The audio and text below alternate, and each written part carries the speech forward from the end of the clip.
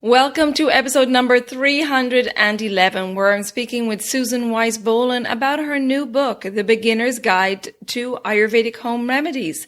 We're going to talk about remedies for seasonal sickness like colds and coughs, understanding how to take care of our skin health, and Ayurvedic oral health care. So please stay tuned.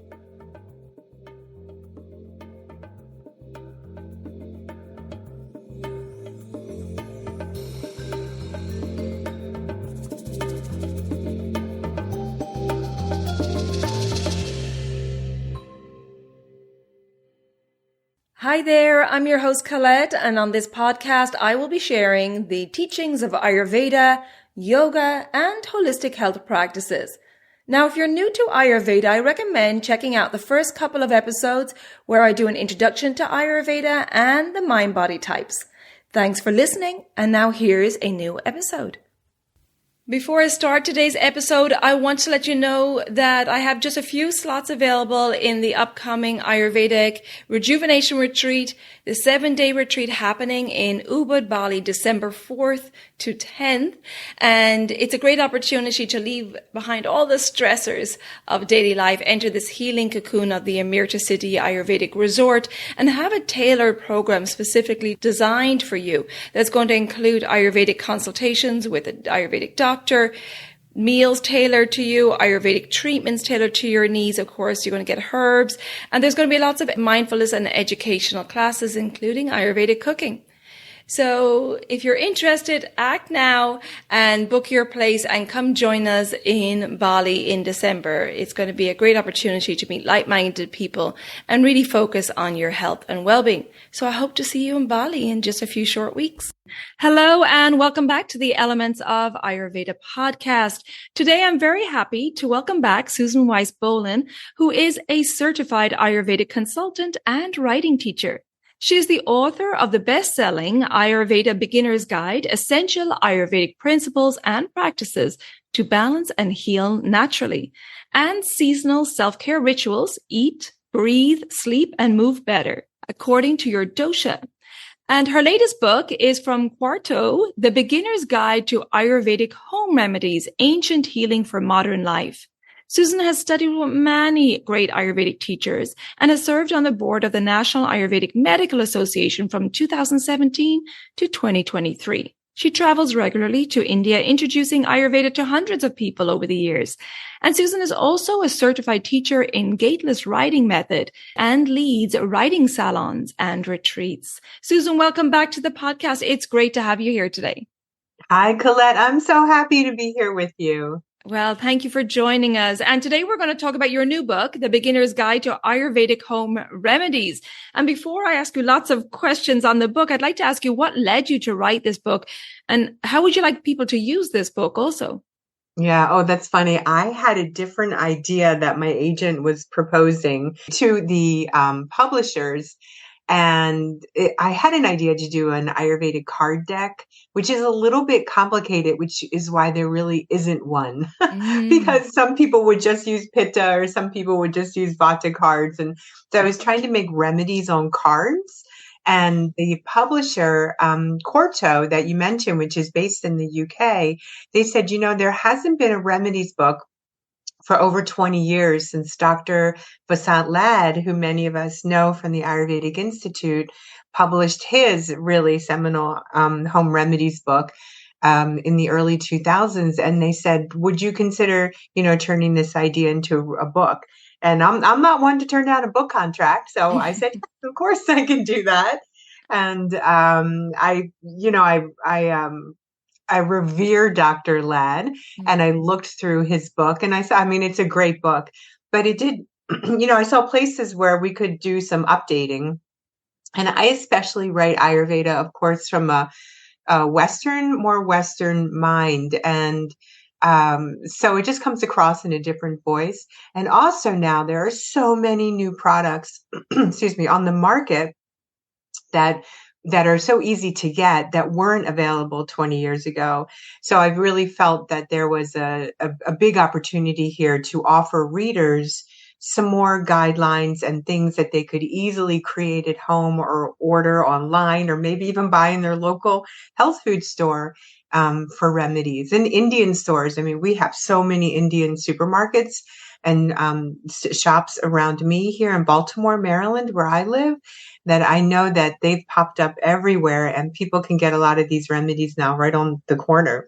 So I just wanted to let people know what was available and how they could take care of themselves. Really, that's a big deal, especially during COVID, when we were all trying to boost our immunity and figure out what was going on and so on. So I just really wanted people to have a book at home that was easy to use and could help them for whenever needed. So the book can just sit around your house forever, for years and years and years, and you can just open it up to whatever is ailing you, whether it's a digestive problem, respiratory issues, skin issues, sleep. It's all here in the book. Great, wonderful. And yes, as you said, in the last 20 years, there's been so much brands coming out and new things available on the market. So great that you did an update. And now that we're going through the change of seasons, and this is a time when we can really suffer from seasonal sickness if we're not taking care of our body and our doshas and the accumulation of toxins in our body. But what are some remedies for this time of year in particular, during the change of seasons? The kids are going back to school here in the Northern Hemisphere. We're moving into cold season. And, that can bring up a lot of coughs and colds and sore throats. So what are some remedies you could share with us? Sure. There's a whole section in the book on the respiratory system. And it's funny because right now you might hear a little cough in my voice. I'm having a little bit of an issue from something I've never had before, which is kind of like fall seasonal allergies, which has never bothered me before. And so I do have some remedies in my book that I've started going to in the past few days to help me with this. But new things come up all the time now, also because of climate change. So like where I live, like it was very, very wet, and then it was warm, and that created like a leaf mold on the trees and on the leaves that had already fallen to the ground. So really bizarre stuff is happening that didn't used to happen before. So people might find themselves having allergies or symptoms to things that they never suffered from before, which is exactly what I'm going through, which is kind of neat because then I can figure out how to treat it, and I can figure out how to treat other people. So what in the book, I have in the back of the book is a sort of a medical kit that you can create for yourself. And a lot of these products are in there. But so there are two Ayurvedic remedies that are available either in an Indian store or online. One is called Sito Palati, and another one is called Tali Sadi. And Sito Palati and Tali Sadi are both used for respiratory issues, whether for a dry cough or a wet cough. That also depends on the doshic expression of the cough. Like a wet cough would be more kaphic.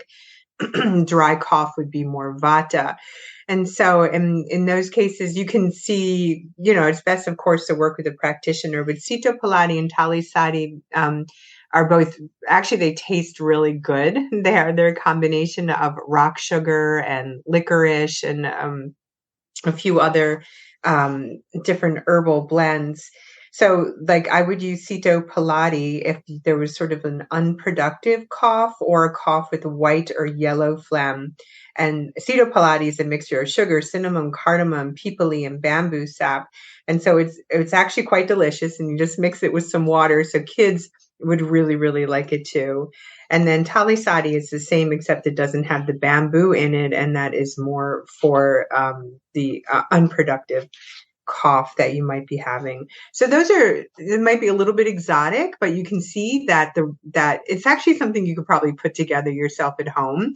Mix up a little bit of good organic sugar with a pinch of cinnamon and a pinch of cardamom. And if you don't have the other things, it's okay. That will still help. And of course, there's always honey to use. Honey is something that we use a lot in Ayurveda. It's a drying agent. It's used for removing kapha, which is water and earth. It's used for removing excess kapha from the body. So even something as simple as just taking a tablespoon or two of good organic raw honey every day You don't want to use processed honey because that's just basically sugar. Mm-hmm. Yeah, raw honey, as you know, is it has all the propolis enzymes and minerals in it, everything that the bee put into it, which is for healing. So you really want to make sure to look for that. And if you can get it local, that's also really great. Another interesting thing to do is a steam with essential oils. And I actually did this last night and it helped me. So you just take you boil some water and you pour it into a bowl. And then these are the essential oils that you would use, and just 2 or 3 drops of each of these oils. You want to use lavender, eucalyptus, and tea tree oils. And so you want to put 1 or 2 or 3 drops in a bowl. Stay a comfortable distance from that bowl because these are really, really powerful. And then inhale and exhale deeply for like 5 or 10 breaths. And you can do this 2 or 3 times a day. It's really, really powerful. These oils are antimicrobial and antibacterial, and they help to open the passages of the bronchial tubes. They reduce inflammation, and like I said, they kill bacterial infections. So those are a couple of things that I like to do. Those are if you have an allergy or a cold. But of course, to prevent getting something, I suggest during seasons where you might be challenged to use your neti pot, which is a nasal wash, to use your neti pot once a day. I don't use it all year round. I only use a neti pot when I'm having issues. Mm-hmm. And then you can wait an hour or 2 until your nose dries, until your nasal passage is dry, and use some Nassia oil, which is an herbal blend of oils, or you can just use a sesame seed oil or ghee. Put a little bit on your pinky and then swirl it around your nasal passages. And that helps to reduce inflammation, but also more importantly, well, they're both important, but to block environmental toxins from invading the body, because your nose is like your first line of defense. So Those are some of I have a million ideas. There's a great recipe in my book I call it breathe free soup, a great soup with ginger and pepper flakes and turmeric and cardamom to help you. So there's so many things you can do, but those are some, quick things I can give you.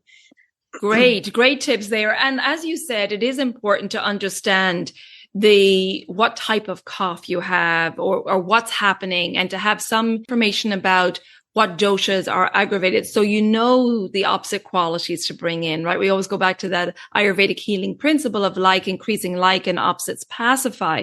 So you're essentially bringing in the opposite qualities of what you're feeling in your body, right? Exactly. We do. Ayurveda is a science of opposites. Exactly. Yeah. So if you're feeling that congestion and that stuffiness, that you want some of these powerful spices, these pungent spices to clear through, to penetrate through that stuffiness and that congestion.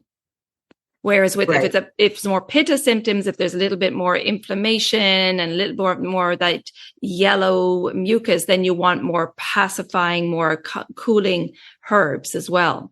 Less intense herbs. Yeah. And especially let's say there's a sinus headache, you definitely want to use the cooling herbs. And then you can also use, I love using essential oils. And in that case, like a little bit of peppermint oil. Right. If you have a sinus headache, or any kind of headache, I take a little bit of peppermint oil. Actually, I take quite a bit, probably too much, like 5 drops on my hands. And I rub my hands together, and then I do like what's called an Indian head massage on my scalp. And I rub that peppermint oil into my scalp, and it opens everything up, and the sinuses open up as well. But if you're sensitive to peppermint, which most people are, just use 1 or 2 drops because it can make your eyes water. But I actually find the eyes watering kind of cleansing. Yeah, it definitely is. It definitely is clearing. But yeah, great advice there. And, if your cough or your cold or gets, more intense and it's going on for a longer period, then certainly get more advice. But these are great, simple home remedies that back in the day we used to use, right? Always use nature to heal us back in the day. We just got used to using over-the-counter medications in the past couple of decades, but going back to nature is always wonderful. And also just learning about the different types of spices. Like you mentioned a few there, where cinnamon, we know, is a great spice for warming and liquefying, especially when it comes to coughs and colds. Yeah, and then you've got that black pepper, which is really pungent and really penetrating through to any congestion. Exactly. And you make a really good point, Colette. If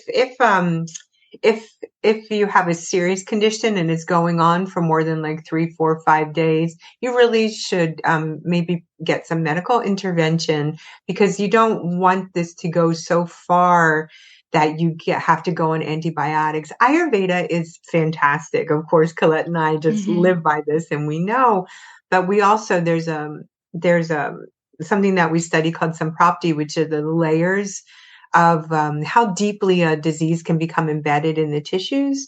And if we wait too long, it can go so deep that you might need another type of intervention. So a lot of Ayurveda is about awareness, like what's happening with me, what's going on. The moment you start to feel off and out of balance, you want to go to these remedies to try and get yourself back into a place of good health. Because the further, Ayurveda just works great in those first several levels of samprapti to get the disease out of the body. I find if it's gone too far, Ayurveda can certainly support you in your healing, but you just might need, I don't know how you feel about this, Colette, but you might need to get antibiotics, or you might need to use some other type of intervention if it's gone too far. So I am not like a zealot that says never go to the medical doctor, the Western medical doctor. I really am into integrative medicine. Yeah, absolutely. I think that, of course, in Ayurveda, we want to educate people on prevention in the first place. And then Ayurveda can definitely help in the first few stages for disease. But then once it goes into an acute condition, it may be gone too far, and you may need some medical intervention in regards to Western medicine intervention at that stage. So yes, I think Western medicine definitely has its benefits.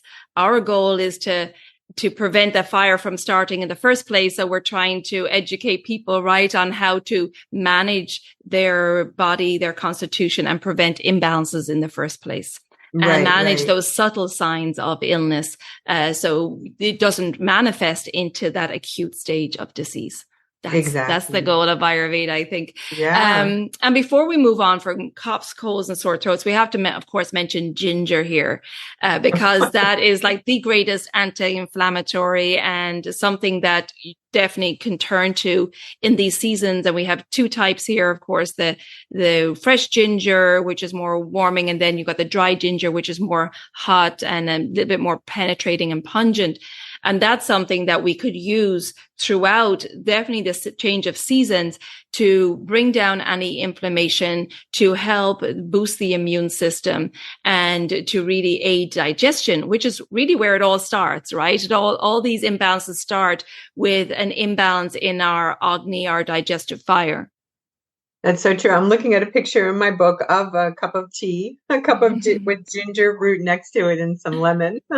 So that's something that I think many of us know, even, outside of Ayurveda, is to have ginger tea and lemon and honey is something that really helps to open up the passageways. But yes, everything does begin with digestion. What does digest, what doesn't digest, and what becomes toxic, what is assimilated into the body as nutrients to help us nourish the tissues and stay healthy. What's really important, though, all year round, but especially in the fall and winter, is to avoid cold, raw foods, and really kind of back off the dairy.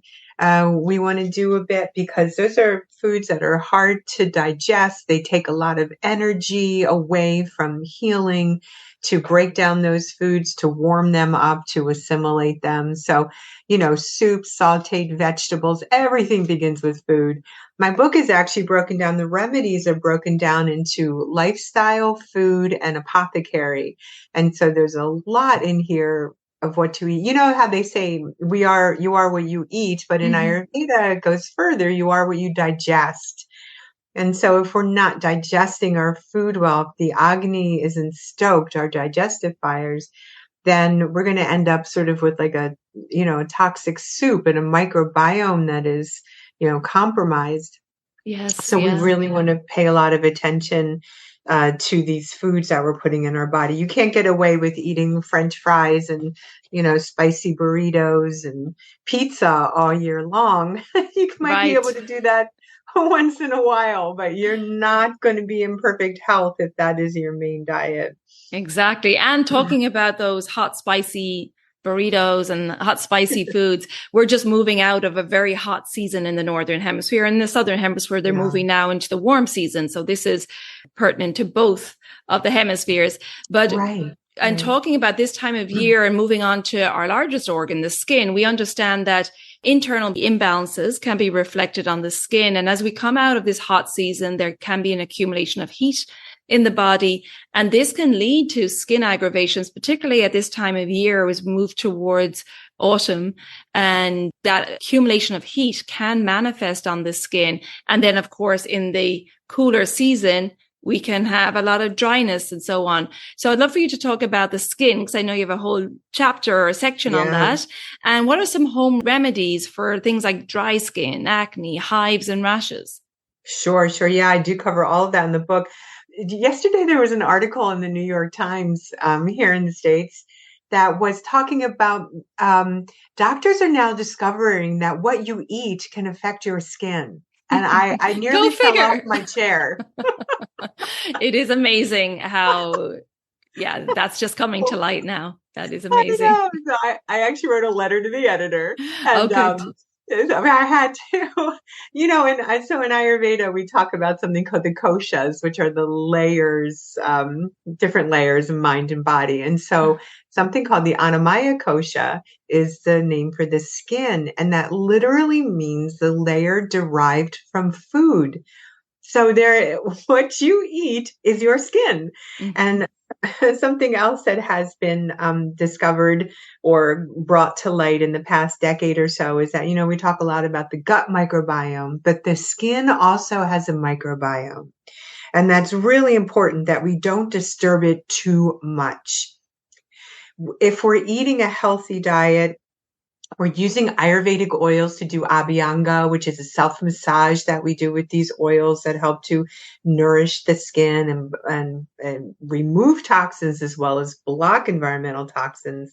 Then we are helping ourselves and nourishing ourselves means eating enough of the omega-3s, the fatty acids. Like if you are a pescatarian, perhaps you can get this from fish like salmon and mackerel. There's also nuts and seeds, walnuts, flax seeds, and so on. And there are vegetables even like strawberries and blueberries and even dark chocolate, which makes people really smile, that have omega-3s.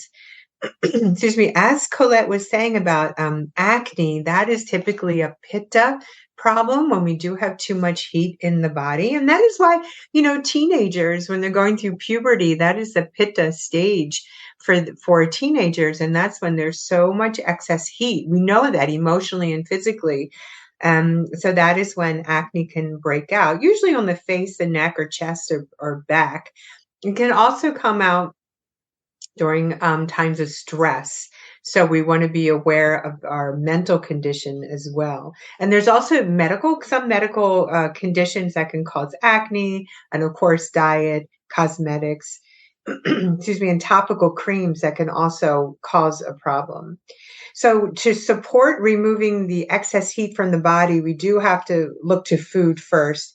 And we need to detoxify the body, especially the liver, the lymph, and the blood, and promote hydration in order to move this out. So we want to avoid all hot, spicy foods and fried foods. We're going to start from the inside out. It's not just putting stuff on your skin. You got to look at what you're eating. Remember the Annamaya kosha. We want to eat foods that hydrate and cool, like coconut, celery, cucumbers, romaine, and juicy fruits. And we want to try to eat leafy greens every day to hydrate and detoxify. But you don't want to eat them raw. You want to heat them up a little bit, cook them in a soup, saute them in a little bit of oil of your choice. So that would be better for your body. And avoid alcohol, spirits like vodka and gin and so on. That creates a lot of heat in the body, and that will erupt on your skin. So some people say to me, well, what am I supposed to drink? Well, I really like to recommend like kombucha, which can help the gut microbiome, which in the end helps the skin microbiome, or water-based kefir drinks that you might be able to find in your supermarket. Do you like using kombucha for that reason, Colette? Well, I do think it helps to stimulate the digestive fire, but I think it can be because it's fermented, both of those, kefir and kombucha, I think they can be a little bit of pitta aggravating and create a little bit excess heat. But I think they are great for like a vata condition, like with a dryness or even a stagnant kapha condition on skin where maybe the pimples are underneath the skin and there's, clogged pores or blackheads. Great then because that needs that stimulation. But for pitta, I think they're a little heating.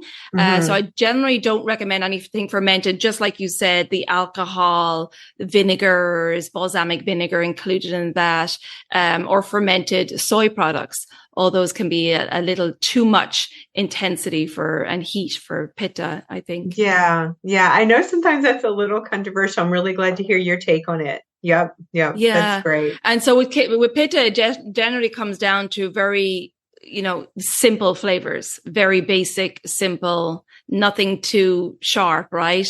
Nothing too intense in taste. So it does, come down to maybe just going to a bland diet for a short while until things calm down. You don't have to stay with that forever, but it's really important also to just eliminate that accumulation of heat at the end of the hot season, and pacify pitta because it can cause a lot of inflammation and inflammatory skin conditions, like you said.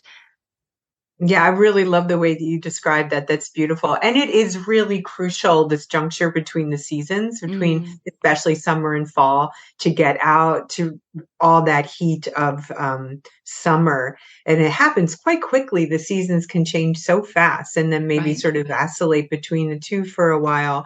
But that's really important to watch a diet, a bland diet, perhaps a khichdi with just basmati rice and split mung beans and maybe a little bit of ginger and turmeric and not too much else going on. That can be good. I really crave that often. Yeah, it is great. Yeah, I do. I use khichdi outside of cleansing. I love it. And it's great when you just want a little bit of rest for your digestive system. And cilantro can be great. Cilantro, coriander, that's a great cooling spice and herb as well. And that can even be used right on the exterior of the skin, topically, on rashes and things like that. Any bug bites or inflammatory skin conditions. Yes, absolutely. Just wanted to say for acne, since that I do have people that come to me with adult acne, and I give a case study in my book of a woman who was on antibiotics for 25 years. Her doctor, I know, I couldn't believe it myself. My jaw dropped. 25 years. 25 years taking a antibiotic every morning. Wow. For 25 years for cystic acne. And so, of course, she came with a mess of stomach issues, right? Yes. And so there's a case study in the book about how I got her off that. But something to remember is when you have skin problems, to be very, very gentle on your skin. Never scrub, rub, or exfoliate, because that will only exacerbate the issue. You want to avoid harsh chemicals and treatments and peels, because that causes an overproduction of oil and the sebaceous and clogs the sebaceous glands. Because the more we scrub, the more the body says, "Oh my gosh, it took away my microbiome. They took away my layer of oil that's protecting the skin," and it doubles up on that. So we need to be careful about that. So there are some herbs I like to recommend to people, which are cooling and detoxifying. One is called mangista, which can help balance heat in the liver and kidneys. So mangista is something you would get from a Ayurvedic store online or near you. Neem. NEEM. Neem oil is fantastic for skin. It maintains healthy skin. You can take it in tablets. There's also neem oil that it has a very heavy scent to it, but there's different ways that you can mix it with other oils. And there's neem soap. There's a lot of ways to use neem topically as well as taking it inside. But these are things I'm talking about taking supplements inside right now. And turmeric, of course. Turmeric is like turmeric. That creates healthy tissues and gives you a great glow to your skin. In India, I remember I used to buy like tubes of turmeric cream that would just make the skin look absolutely gorgeous. So those are some things I would recommend. Of course, we talk about in the book, there's different ways to wash your face, from just splashing with cool water to using a cleansing clay. There are clays you can use that are very gentle, but they pull toxins out of the skin. And then moisturizing with just a bit of specific oils for your dosha and some hydrosol spray, and just sort of pressing the oils deeply into your skin. So there are, different methods for that, but we want to gently cleanse and then gently moisturize and eat well. You can't avoid the eating well. Exactly. Yeah. Great tips. And I love things like aloe vera is one I love for, especially for right pitta. at that in the book. Yep. Yeah, pitta skin conditions. It's so great, isn't it? Yeah, and hibiscus. Hibiscus is another one that you can make it into a tea, and you can also use the powder to make a face mask. Yeah, that one is really good. Licorice tea, which I didn't specifically mention licorice before for the respiratory system, but really important. You can use that to help open the lungs and the bronchial passages with licorice, but also for your skin, you can use licorice topically and by drinking a tea. Beautiful. And we can't forget about rose, which is just delicious for the skin. Rose hydrosol. Also, just spraying your face or using a rose paste. Absolutely. Yeah, I do in the book go into I have like all these really fun different types of washes you can make, like with raw honey and triphala and, banana egg face mask. We love to do things like that, right? Yeah. We could talk about skin the whole hour. But you know what else we're not mentioning, though, we haven't mentioned, is aging. Yes. I'm 60. So my skin has changed so much. And it's been, I'm like trying to keep up with it. Like it used to be, if I used too much oil, I would get clogged, whiteheads, blackheads. But now my skin can't get enough oil. It just like sucks it up.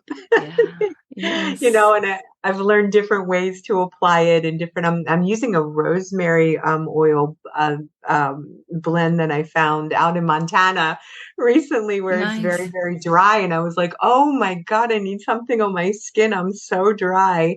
And it was perfect. And I think it's going to be perfect for the winter here in Maryland as well. But aging skin, completely different than your pitta skin and your kapha skin. It's like this vata skin happens to you, and you dry out and it thins out, and you must change your routines as you grow older. You can't keep doing the same thing for your whole life. You have to move and change. 100%. Great advice there, because yes, as with everything, right, as we move, especially from the pitta stage to the vata stage of life, that we have to shift the way we eat, the type of foods we're eating. A lot of times, of course, it'll be, tailored to each person, but there is a big shift that happens, and there's a new way of being even, and your actions and how you move through the day along with what you eat and how you take care of your skin. I do have a whole section on aging in the book, menopause, andropause, hot flashes, and the different stages of life, and not to give in to say, oh, I'm going to have aches and pains, or my skin's going to dry up and wrinkle. There's no need to, these things will happen because we deteriorate as we get older, but we can try and stay healthy and the tissues plump and pliable for as long as we possibly can. And we can die looking great, basically. It's true. It's how we treat ourselves day in, day out. Yeah. Move and breathe and sleep well, and just like, don't give up, but you change. You have to, keep your perspective on where you are in your life, and and work with it, not against it. Not Yeah. against it. And this is where understanding the Ayurvedic gunas, and again, going back to that principle of opposites and tuning in daily to how you feel rather than, oh, this is what I normally do day in, day out. We have to shift with our age, with the seasons, with the climate, and even with how we change during the day. So really tuning into the qualities in your body, how you're feeling. And that's how we navigate life. It's not, following a certain routine for just Vata season or Pitta season. It's really about tuning inwards. And that's where we'll really become our own healer, because we know how we feel. Colette, I agree 100%. I tell my clients, look at, just be aware of how you wake up every morning. Am I feeling groggy? Am I feeling ready to go? Am I feeling nervous, anxious, stressed out? Like, let's treat ourselves every day, because we don't wake up the same every day. Right. I mean, look what's happening in the world now, even when this podcast airs. Look, there's always something happening in the world that is very disturbing. And we have disruptions and wars and, horrible things that happen. How are you waking up that day? Well, how do you need to treat yourself that day? Do you need to be gentle? Do you need to have action? So we're just, every day, the body, when we go to sleep, hopefully between 10 and 11 o'clock at night after a nice light dinner, so the body can metabolize it and so on. The body goes through the process of absorption of the nutrients, getting the waste ready for elimination in the morning. But then we go through a rejuvenation process. And during that rejuvenation, the cells and the tissues and everything sort of become ready for the day, the mind, the body, the emotions, the spirit. But so when you wake up every morning, it's almost like a new you. Who are you today? And what do you need? And to treat yourself with kindness and to be gentle with your spirit and with those around you and in your community, to help yourself and to help others, is sort of the greatest gift you can have. And that comes from this, sense of awareness. Absolutely. And it's the easiest form of being your own healer, because it's just about tuning in and being really clear about what you're feeling. And there may need to be some education around Ayurveda, of course, to understand these qualities and so on.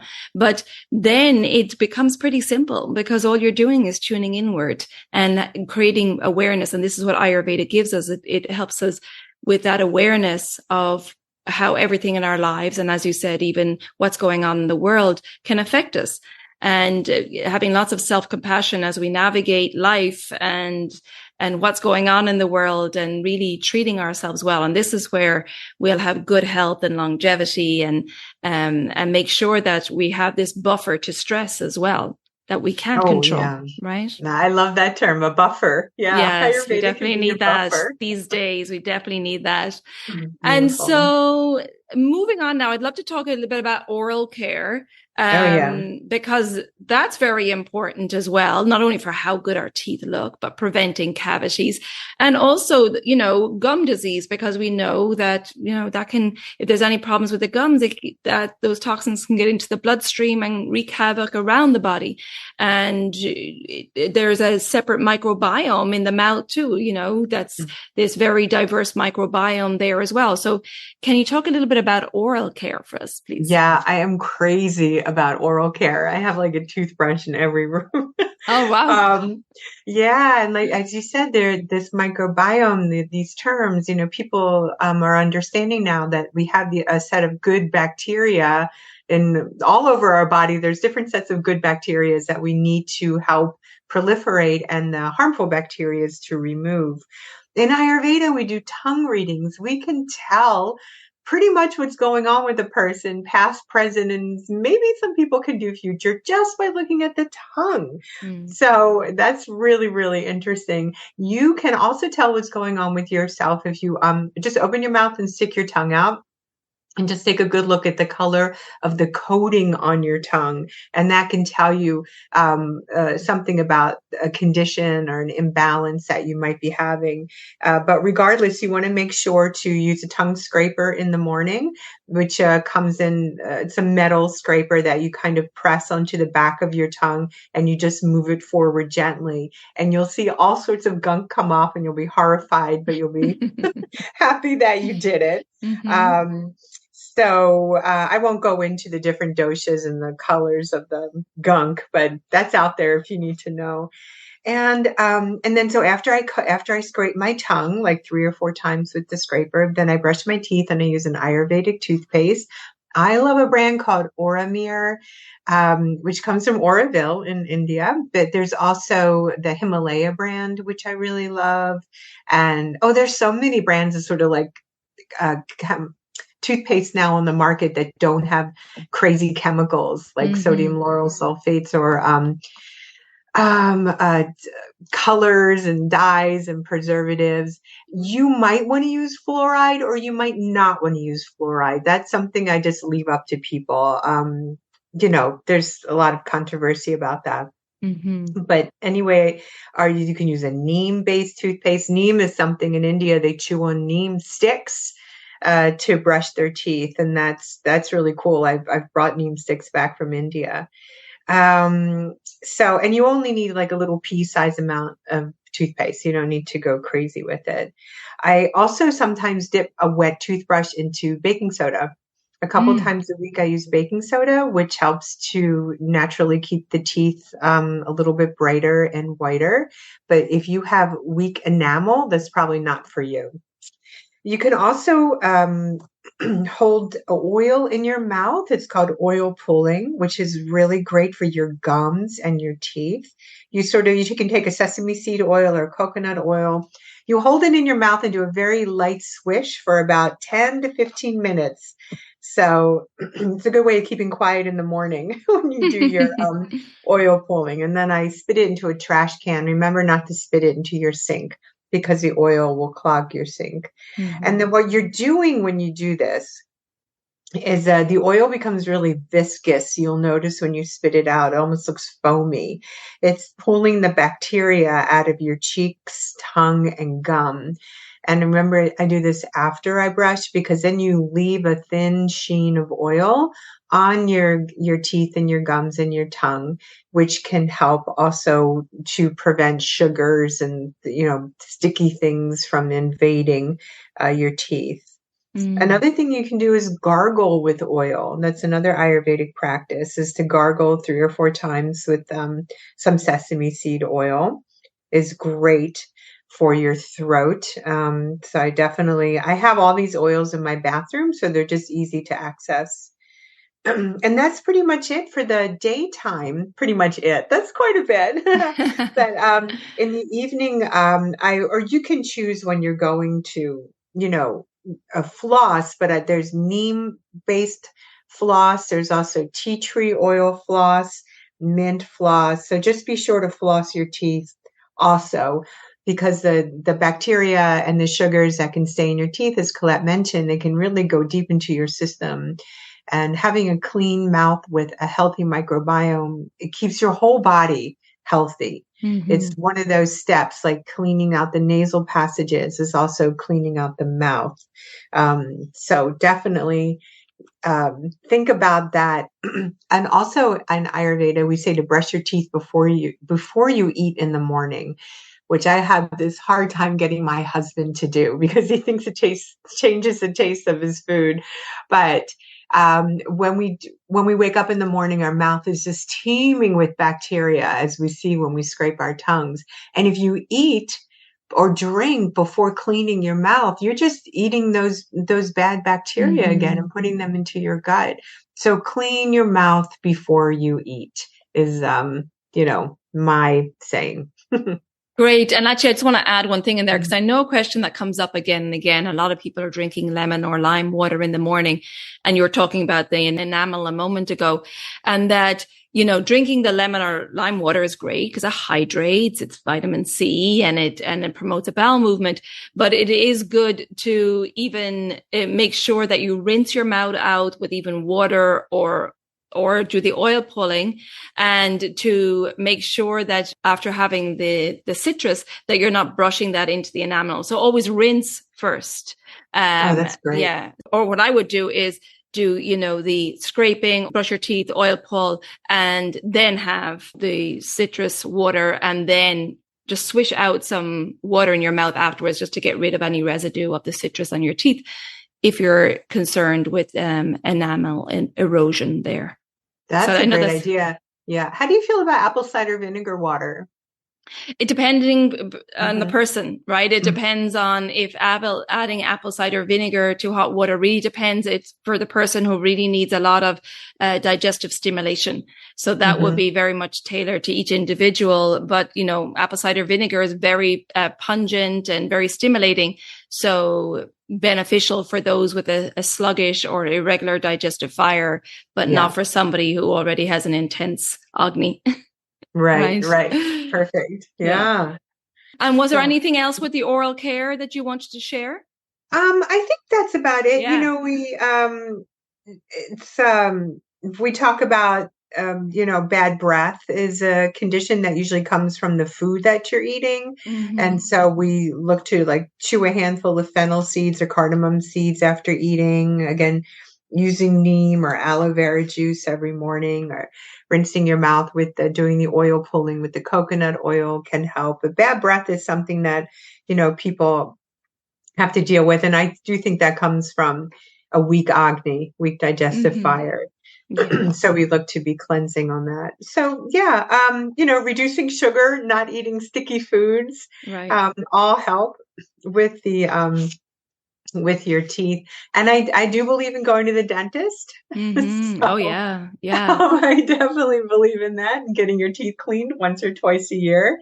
Using a soft toothbrush is important, and you don't want to be harsh on your gums. But and if you do have any sensitive areas, you can try to use a little bit of clove oil or tea tree oil in your mouth, and that can help. Tea tree oil will be antibacterial, so will clove, but clove actually stops the pain. You can try that too.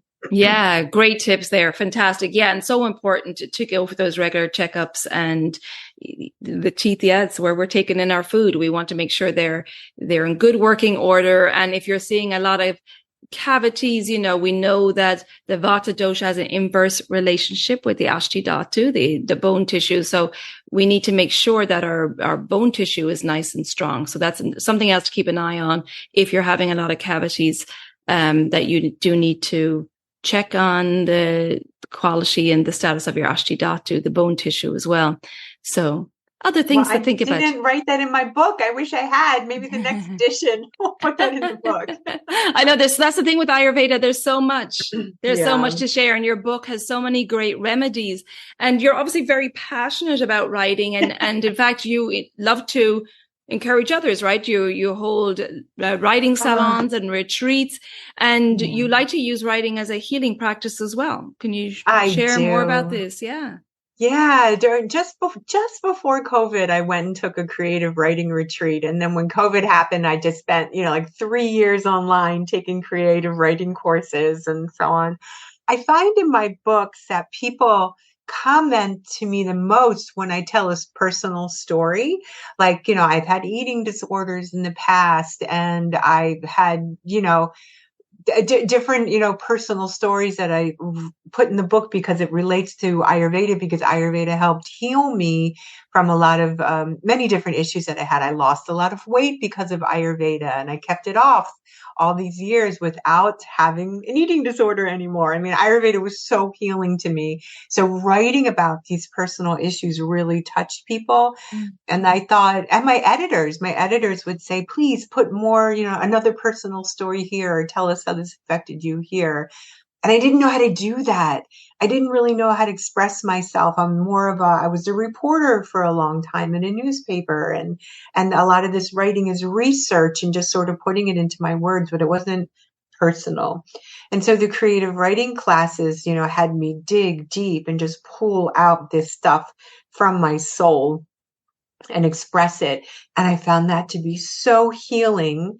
And there was nothing to be scared of. There was nothing to be scared of about revealing stories. And especially as I mentioned, I'm 60 years old. So looking back on the times when I was 20 or 30 and experiencing things that were, disturbing, I have perspective on that now and can write about it and see maybe things I did that made me feel better personally, and maybe that would help someone else.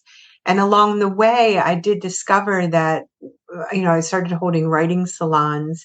And as my mind works, I look at the dosha of everybody, and I saw different ways that Vata, Pitta, and Kapha, how they write, how they express themselves, how they read. I mean, it goes so deep. Mm-hmm. And just having that knowledge in yourself, like, am I a Vata person who can't sit down and write, or a Pitta person that, a Pitta person just wants to write real quick, they write in the heat of the moment and get it all out and move away from it. And the Kapha person can just, write for 3 hours in a cafe without ever getting up. Mm-hmm. And the Vata person gets distracted, but that's fine. That's fine to be distracted and sort of write about that if you can. So I have an essay that I wrote with another Ayurvedic practitioner on the Banyan Botanicals website about the doshas and writing practice. And it includes prompts and ideas for each dosha, which goes really into detail. And I just thought it was so cool. And so I'm now working on a memoir that's, that's just a sort of a slice of my life and what happened during it. And of course, Ayurveda plays a huge part of it, and how I, came to be who I am. And I just find it to be very, cathartic to be able to express myself in this way. Like, my newsletter that I write is called, I've changed the name, it's called Ayurveda Got Me Here, because I'm in a different place than I was 20 years ago when I started to practice Ayurveda. And so Ayurveda has taken me on a journey. And so I'll never move away from Ayurveda, but I am definitely incorporating more of the creative writing practices, retreats, destination writing retreats, all-day writing salons, things like that, and into my Ayurvedic practice. Beautiful. And I think it's more important now than ever, because we're getting away from handwriting. And I think it's very different from when we're typing something on a computer versus using, pen and handwriting. And it really helps us digest our thoughts and digest our experiences and so on. What's your thoughts on that? Oh, it's so true what you're saying. There's this magic that happens when I start my salons, we start with the meditation and some breath work, and then we go into the prompt in the meditation. And I actually feel like I see the idea, the prompt in the brain, traveling down the arm to the pen, to the page. Yeah. And it's not the same if you start typing on a laptop, although some people do, but you just see this magic in the hand and the pen. It can hardly contain your thoughts and just running across the page. And it's just really magical to have that electrical impulse moving through you and the thoughts physically moving out onto a piece of paper.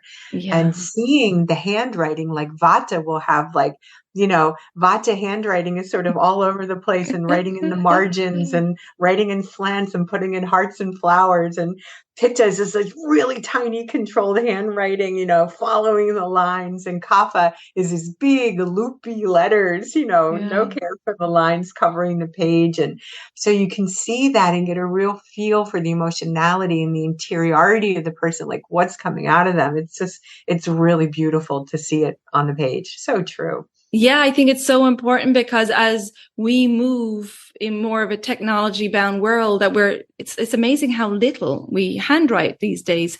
But I think it's important to preserve that. So great. I love that you're bringing more of that into the world. So Susan, thank you so much. It was really lovely chatting with you today. And before we finish up, I'd love for you to tell people where they can find out more about you and your new book, The Beginner's Guide to Ayurvedic Home Remedies. Sure, sure. Oh, I love being on your podcast. My website is my name, SusanWeis-Bohlen.com. And you can also reach me at Susan@SusanWeis-Bohlen.com if you have any questions or want some information from me. I have a Substack newsletter that's called Ayurveda Got Me Here, or just you can Google Substack and Susan Weis-Bohlen. I put out a lot of information there. And my books are available everywhere books are sold. The new book is a UK company. So someone just sent me a picture from Limerick, Ireland. That's not too far from my hometown. Yeah, where when she said it was centrally displayed when she walked into the bookstore and sent me a photo of it, of the Ayurvedic Home Remedies. I couldn't believe it. Oh, that's lovely. I'm so glad that it can go everywhere around Europe and the US and around the world. So anywhere books are sold, you can find my books. The other books are from Simon & Schuster. So they're all from major publishers, which just helps to, self-publishing is beautiful as well. Get your books out there any way you can. Mm-hmm. When you're with a big publisher, it just helps with distribution. Exactly. So more people can get the book. But if you have a book and you rate it and get that out there, everybody. Yes, absolutely. We need your voices in the world. So please do. Well, thank you for sharing this beautiful book and your other books as well. I think it's so wonderful that you're sharing this wisdom of Ayurveda. And like you said, from your perspective and in an updated format now. So Susan, thank you so much. Congratulations again on your new book. And it's always a pleasure to chat with you. Thank you, Colette. I love being on your program. I hope you enjoyed that conversation with Susan, and please check out the show notes for all the links mentioned, including my online services. You'll find that link in the show notes, or go to my website, elementshealingandwellbeing.com. And you can find my online consultations, at-home cleanses, and my educational daily habits for holistic health program, as well as the information on the upcoming 7-day Ayurveda rejuvenation retreat happening in Bali, December 4th to 10th. I hope you can join us there. And if you haven't already subscribed or followed the podcast, please do so. And the new episodes will automatically download for you every week. And if you feel like you're getting benefit from this podcast, I would appreciate a rating and review wherever you listen to your podcasts. You can find me on social media under Elements Healing and Wellbeing on Facebook, and on Instagram under my new page, Elements of Ayurveda Podcast. Thank you so much for tuning in, and until next time, take good care of yourself, be well, and bye for now. Slán go fóill.